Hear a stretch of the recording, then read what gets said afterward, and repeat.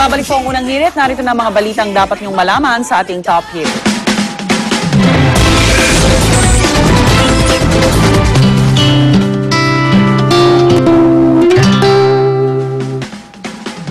Ngayong malapit na po ang Semana Santa, mahigpit na ang ipinatutupad na seguridad ng otoridad sa mga bus terminal, airport at pantalan. Sa entrada ng Araneta Center Bus Terminal, mga uniformadong pulis na ang nag-iinspeksyon sa mga bagahe ng mga pasahero, katuwang ang K9 units. Ayon sa pamunuan ng terminal, higit 300 bus daw ang na-dispatch kahapon. Pero inaasahang papalo ng higit sa 500 ang babiyahing bus ngayong araw. Handang-handa naman ang Philippine Coast Guard sa pagdagsa ng mga pasahero sa mga pantalan para sa Semana Santa. Nagsisimula na rin daw dumagsa ang mga pasaherong umuuwi pa probinsya sa mga pier. Sa NAIA Terminal 3 naman, halos walang patid na rin po ang pagdating ng mga pasahero na magbabakasyon sa probinsya. Ayon sa Manila International Airport Authority, inaasahan na raw nilang madaragdagan pa ang 60,000 na bilang ng mga pasaherong bumabiyahe kada araw. Samantala, patuloy pa rin nakabantay ang buong puwersa ng GMA News sa sitwasyon sa mga paliparan at bus terminal ilang araw bago ang Semana Santa. Si Lava Nuber maaga nagbabantay sa Araneta Center Bus Terminal sa Quezon City habang nasa NAIA Terminal 3 naman si Haji Rieta. Silipin na natin ang sitwasyon sa NAIA Terminal 3 kung saan patuloy ang pagdating ng mga pasahero para sa kanilang flight. Paprobinsya, nakabantay doon si Haji Rieta. Haji, good morning! Good morning, Susan. Paspusan na nga ang sinasagawang seguridad dito sa NAIA Terminal 3. Kaugnay pa rin sa patuloy na pagdagsa naman ng mga bakasyonista nga magsisiuwian sa kanilang mga probinsya ngayong papalapit na ang Holy Week. At bawat pasahero ang pumapasok ay masusing kinakapkapan ng mga otoridad nang sa ganon ay makita nila itong mga bagahe. No? Dumadaan din sila sa mga metal detectors na siya na mga mahigpit na ipinapatupad. Bawat bagahe ay dumadaan din sa x-ray upang makita kung anong laman ng mga bagahe ng bawat pasahero. Kung may mga kakaiba ba dito na posibleng magdulot naman ng takot sa bawat isa. May mga airport police din na nakakalat sa bawat checkpoints ng terminal. At ang K9 unit naman ng PIDEA ay umikot sa loob ng terminal para sa mga pasaherong may dalang ipinagbabawal na droga. Simula nung Lunes ay 24 oras na nakabantay itong mga airport police dito nga sa Terminal 3 ng NAIA. Okay na, maraming salamat, Haji Rieta. Dami ng pasahero, Mars. Samantala, alamin naman natin kung dagsa na ba ang mga pasaherong pauwi ng probinsya sa Araneta Center Bus Terminal sa Cubao, Quezon City. Nandun si Love Anuber. Love, good morning! Good morning, Susan, and good morning sa ating mga mananakay ngayong umaga, lalo sa mga sasakay dito sa may area po ng Cubao Bus Terminal. Sa mga oras na ito, makikita nyo naman sa likuran ko, no? Tuloy-tuloy po rin po ang pagdating or pagdagsa ng mga mananakay dito sa area. At syempre, pinapaalala din po ng pamunuan ng Cubao Bus Terminal na huwag kayong mag-alala, kasyang-kasya daw po yung mga bus na pwede nyo masakyan ngayong araw. Kahapon nga, 300 or 300 plus sa mga busang bumiyahe at inaasahan nga na aabot ito ng 500 habang papalapit po ang Semana Santa. Kahapon nga rin po, bahagyang nagsidatingan na ang mga tao at lalo ngayong Biyernes, expected po nila bubuhos ang tao dahil na rin po ito ay weekend at syempre pa ay panahon po or panahon ng payday. Ayan, kaya may pera po ang ating mga kababayan. Nasa 9,000 to 10,000 ang tansyang babiyahe ngayon pong araw. And so far nga daw po ay manageable naman po ang kanilang bilang at kakayanin nga po ng mga bus nila. Patungo po ito na iba't ibang lalawigan sa Visayas, gaya po ng Iloilo at Bicol Region. Siyempre pa, dagsa rin daw po ang pagpapa-advance reservation sa mga air-conditioned buses, lalo na po patungong Bicol, Iloilo at Boracay. Wala pong advance reservation sa mga ordinary buses, pero marami pong sumasakay dito kasi nga po mas mura. Alam niyo naman mga Pilipino, pagdating sa mas mura, mas doon po sila at mas yun din po ang pinipili nila. Samantala, pwede raw po magpa-reserve ang mga pasahero at marami pa rin bus ang available na bumiyahe ngayong araw. Doble naman po ang security personnel sa lahat ng entrada ng terminal para mag-check po ng bagahe ng ating mga pasahero. May mga K9 dogs din po sa entrance at mga pulis mula po sa QCPD Cubao Station. Meron din po kayong lamesa ng DOTC kung gusto niyo pong mag-inquire o kung meron po kayong mga katanungan pwede po kayong lumapit sa kanilang table na matatagpuan po dito sa Cubao Bus Terminal. Yan muna ang pinakahuling update natin dito sa Cubao. Balik muna dyan, Susan. Maraming salamat, Love Anyuber.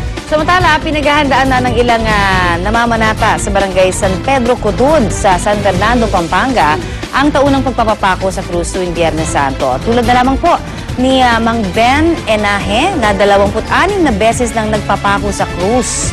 Handa na nga ang mga pakong gagamitin niya sa kanyang penitensya bilang paggunita sa pagkamatay ni Jesucristo. Sa taong ito, tinatayang aabot po sa 20 tao ang magpapapako sa krus sa 3 barangay sa naturang bayan. Ang simbahang Katoliko naman, hindi pabor sa mga ganitong uri ng penitensya, lalo pat hindi raw kailangang sakta ng sarili para makuha ang kapatawaran ng Diyos. Yung tourist destination na talaga yan. Ang daming foreigners. Oo, daming pumupunta Saka, dyan. alam mo talagang sakripisyo yung pagpunta pa lang doon dahil wala kang masisilidan sa sobrang init. Kahit hindi ka nagpapapako, penitensya na talaga. Totoo talaga. Tapos yun, syempre yung amoy ng dugo, tapos matirik yung araw. Marami dyan yung nahihimatay din. Kaya Kasi dumadaan may ka iwasan matalsikan daw yung t-shirt mo talaga. Especially pa dumadaan yung mga naggaganon. One time, dumaan yung sasakyan namin, pagtingin namin yung side mirror, plus splash ng dugo. Dugo talaga. Totoo. At mag-ingat din po dahil paalala rin siyempre ng DOH, no, yung mga gagamitin na pampako. Diba? Infection. At yung mga basag na bote na pinapanghampas sa likod, yun po delikado rin daw. So, titignan mabuti yung Kasi kung hygiene basag na din. bote, may maliliit na papasok sa ilalim ng balat, di ba? Ngayon naman, alamin po natin na magiging panahon ngayong magsesemana Santa. Makakapanayam natin si Hener Kitlong, ang weather forecaster naman ng Pag-asa. Good morning sa'yo, Mang Hener. Yes, Connie. Good morning. Ano po yung aasahan nating lagay naman ng panahon sa araw na ito? Well, sa kasalukuyan, patuloy pa rin po nakaka-apekto ang cold front sa ating bansa dito po sa Katimugang Luzon kasama ng Kabisayan. Kaya't ang Katimugang Luzon kasama ng Metro Manila, ganun din ang buong Kabisayan at ang Mindanao, ay makakaranas pa rin ng madalas na maulap na kalangitan at ito ay may pagkulog, pagkidlat. At magiging malawakan po ang mga pagulan na yan, lalong-lalo na sa Bicol region, ganun din ang Silangang Kabisayan. Kaya't muli po mga kababayan, maging alerto po tayo at mag-ingat sa posibleng pagkakaroon ng pagbaha at pagguho ng lupa. Okay, nabanggit niyo yung sa Bicol region na magiging tuloy-tuloy to hanggang next week, sir, yung pag-uulan, no? Well, sa ngayon po, pinapakita po ng mga model na ginagamit natin within sa mga 2 araw, hihina na po itong cold front. Maaaring angat na po ito hanggang sa northern Luzon. Kaya maaaring mag-improve na po yung weather nila within 24 to 48 hours. O yung mga binabahang lugar sa Timog, patuloy pa rin ho ba sila makakaranas ng mga pag-uulan? Well, hanggat nandyan pa rin po yung terrain ng cold front, makakaranas pa rin po ng mga pag-ulan yan. Ganon din po ang Kanlurang Kabisayan. Ganon din po ang Oriental Mindoro. May mga pag-ulan pa rin po tayong mararanasan dyan. So ang ating pong dahilan ay tail end of a cold front, yung nagiging dahilan po ng mga pag-ulan. Wala ho tayong nakikita mga LPA o iba pang sama ng panahon? As of now, Connie, wala pa rin po tayong namamataan. Alright, maraming salamat po sa inyo, Mr. Hener Kitlong, ang weather forecaster naman ng Pag-asa. Sa ibang balita, aabot naman sa mahigit 30 bahay ang nawasak sa pagtama ng ipo-ipo sa isang barangay sa Mabini, Compostela Valley. Kwento ng mga residente, kasabay ng matinding pag-ulan ay ang pagdaan ng malakas na hangin. Ang ilang tuluyang nagiba matapos mabagsakan ng puno at poste ng kuryente. Matapos ang pagdaan ng ipo-ipo, nagkalat na sa paligid ang mga nasirang pananim, mga gamit at kahoy na mula sa mga bahay. Wala naman naiulat na nasaktan sa insidente. Nangako na rin ng tulong ang lokal na pamahalaan sa mga nasalanta ng ipo-ipo. Muling nabahala naman ang Philippine Animal Welfare Society o PAWS dahil sa isa namang insidente ng animal cruelty na nakunan sa video. Sa video na ipinadala ng ating news scooper na si Michael Chua, kitang-kita kung paano halos makaladkad ang asong ito na itinali sa likod ng tricycle habang umaandar. Agad hinanap ng GMA News ang tricycle driver na gumawa nito sa aso. Paliwanag ni Florante de la Cruz, itinali lamang daw niyang aso sa pagnanais na makita ito ng may-ari dahil paggala-gala raw ito. Pero kinalaunan, nakawala din daw ang aso at hindi na niya ito natagpuan. Bagaman naintindihan daw ng PAWS na maaaring hindi nga alam ng tricycle driver na labag sa Animal Welfare Act ang kanyang nagawa, hindi raw ito dahilan para saktan ang aso. Pinadalhan na ng PAWS ng written warning si de la Cruz at tuturuan din daw nila ito ng wastong pagtrato sa mga hayop. Agad namang humingi ng paumanhin si de la Cruz sa publiko. Kamakailan lang naakuha rin ng atensyon ang asong ito na itinali sa likod naman ng sasakyan na papuntang Baguio. Hindi kanya yung aso. Hindi kaya gusto lang niya pahanap yung Honest may-ari. mistake. Pero, Hindi niya talaga alam. Hindi niya pero alam. I'm sure, kasi minsan pagkahawak-hawak mo yung tali ng aso, pag hinihila mo, masakit na yan pa kaya na, di ba, nagsasakay siya ng pasahero. Nagre-resist. Hindi na naman makatali lang eh. Good morning, pero ano laban ng aso doon sa makina ng tricycle? Kahit anong bagal ng tricycle. Parang pinaparusahan mo nga yun eh. Nakita mo, diba? tumatakbo na nga. Pag pinakita mo ulit, ang tumatakbo talaga sa paanong aso yung harap niya. Oo, yung likod niya, hindi na eh. Kalagkad na nga niya yung likod niya. Kasi yan, alam mo, sad to say, pero ang dami pa rin pong mga kababayan natin nang hindi pa rin aware, no? Kung ano yung, paano yung tamang trato sa Kasi mga po, hayop. hindi naman siya nagtago. Sinabi niya, hindi ko alam.